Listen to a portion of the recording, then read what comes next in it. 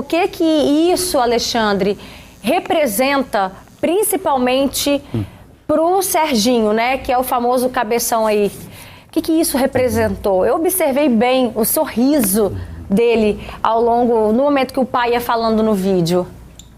Olha, quando a gente vê essa situação, né, em que uma pessoa que está enfrentando um vício de álcool e outras drogas, ela tem esse contato com a família, é porque a família, ela muitas vezes, né, ela tem uma função, às vezes, mais importante do que algumas outras amizades, outras relações que ele talvez possa vir a ter, porque a família é o afeto, é aquilo que não se substitui, né? Então tem coisas que é preciso que haja justamente esse apoio familiar, porque muitas vezes a gente vê que essa dependência e o desenvolvimento dessa dependência também se dá por além do sofrimento, né, a angústia que a pessoa tem, ela se sente solitária, ela se sente de alguma forma ali vulnerável, e a família faz esse acolhimento. E quando a gente vê que alguém tem uma dependência química, alguma dependência por álcool ou outras drogas, de alguma forma a família toda também adoece, está nesse processo. Então o vício em uma droga não é um problema individual apenas daquela pessoa, é um problema social, é um problema familiar.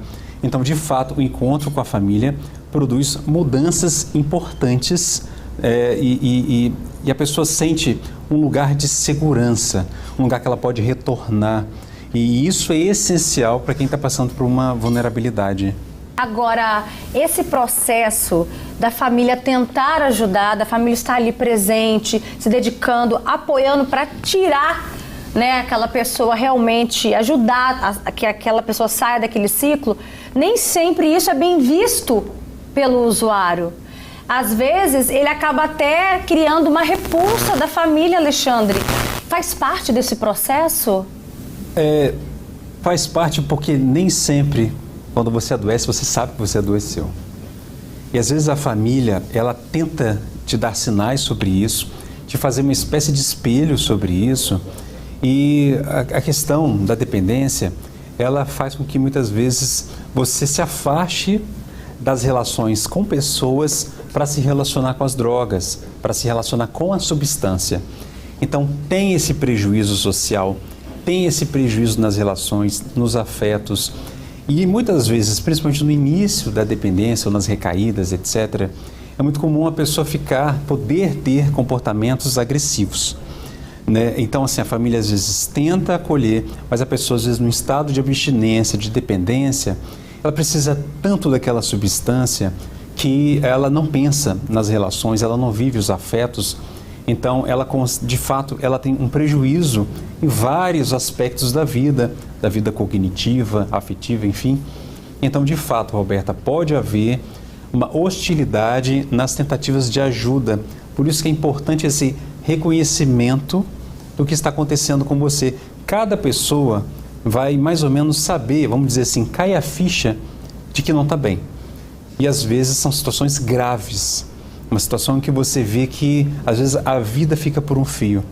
Então, aí ela começa, talvez, infelizmente, chega a esse ponto em muitos casos, ela começa, talvez, se abrir de novo para a família, para receber esse apoio. Mas não é um processo fácil. Por que eu perguntei isso? Porque quantas vezes, Alexandre, a gente já recebeu mães aqui, pais também, que falam assim, eu já fiz de tudo. Eu já chamei para conversar, já ofereci ajuda para internar, já fui até a rua, já tentei tirar da rua, não sei mais o que fazer. Pais que ficam desesperados, né? E aí, o que eu posso fazer para ajudar? Qual é o próximo passo que a pessoa ainda pode dar na vida? É um problema realmente complexo, porque muitas vezes dentro da própria família tem a rejeição, o preconceito, tem dificuldade, né? Às vezes os parentes também julgam a família como se a sua família fosse um problema, como se a família fosse um fracasso, sendo que isso é um problema muito maior do que um problema simplesmente pessoal, individual. Então, a família, ela tem, de fato, Roberta, que entender que ela é extremamente importante, mas é insuficiente. Tem o apoio profissional também, as redes, né, as redes de apoio, os serviços sociais, tudo isso é essencial. E uma coisa também que pode ajudar bastante, sabe o que é? É uma família que tem essa experiência de dependência, de álcool e outras drogas, ela encontrar outras famílias que também têm.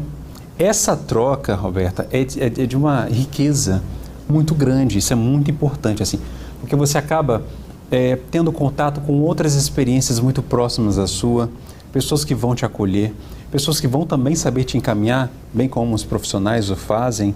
Então, é importante que a família entenda que ela tem a sua importância.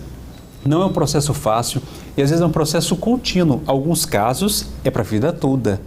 Continua sempre aquele cuidado, é permanente. Tanto que, por exemplo, no Alcoólicos Anônimos, é um cuidado para sempre. Eles contam todos os dias em que não houve a ingestão do álcool. Todos os dias é um dia a ser comemorado. Né, Alexandre, não é fácil encarar, né? Ainda tem também às vezes a fase da negação da própria família, que demora a perceber tudo o que está acontecendo e não quer de fato acreditar. E aí, qual é o próximo passo que uma mãe também pode fazer? Você já disse, né? Pedir ajuda, tá? Isso. Mas e se a pessoa também não quer? Tem também uma fase que você deve respeitar? Existe isso ou não? Olha, ela pode pedir essa ajuda, inclusive, por exemplo, temos o CAPS-AD, né, que é um espaço psicossocial, né, voltado para álcool e outras drogas, também importante, é uma ajuda que você pode pedir, dentre tantas outras também, como a gente comentou aqui, mas é muito difícil quando você vê essa resistência, né, Roberta, de ter essa dificuldade tanto da pessoa quanto da família, para lidar com essa situação. Você trouxe esse exemplo que fala da mentira também, que ela é muito comum nesses casos, a mentira, porque a pessoa quer, vamos dizer assim, se proteger do uso das drogas. Ela quer continuar fazendo esse uso e, gente, não é porque ela quer simplesmente fazer o uso. E tem essa ideia que você trouxe, né? Se eu quiser, eu paro quando eu quiser. Não é assim, não para, porque o organismo, ele se torna junto com a droga. É como se a droga fosse um órgão. Sem ele não funciona. Então tem que fazer todo um trabalho quanto a isso. Então a negação acontece, ela é muito difícil mesmo. Então é muito importante que haja essa consciência, essa percepção de que é um progresso muitas vezes lento. A família começa a desistir porque ela começa a ficar cansada, ela perde a paciência. Ela tem que estar preparada para as frustrações, não, né? Ela perde a paciência mesmo, é muita frustração uma atrás da outra. E às vezes a gente vai tentar ver pequenas conquistas, Roberta, que são assim, conquistas quase invisíveis aos olhos, que precisam ser valorizadas também, que às vezes nem a família consegue perceber, mas é importante. Alexandre, para a gente finalizar, às vezes é o pai, às vezes é a mãe, às vezes é o filho. É importante que a própria família se una e identifique quem tem uma proximidade maior com aquela pessoa para se dedicar ainda mais. Com certeza isso é importante, sabe por quê? Porque na pessoa que está vivendo a situação de vício, muitas vezes a pessoa que ela tem mais afeto, mais proximidade, mais confiança, é aquela que consegue, vamos dizer assim, acessar ela. É aquela que consegue mexer com alguma coisa.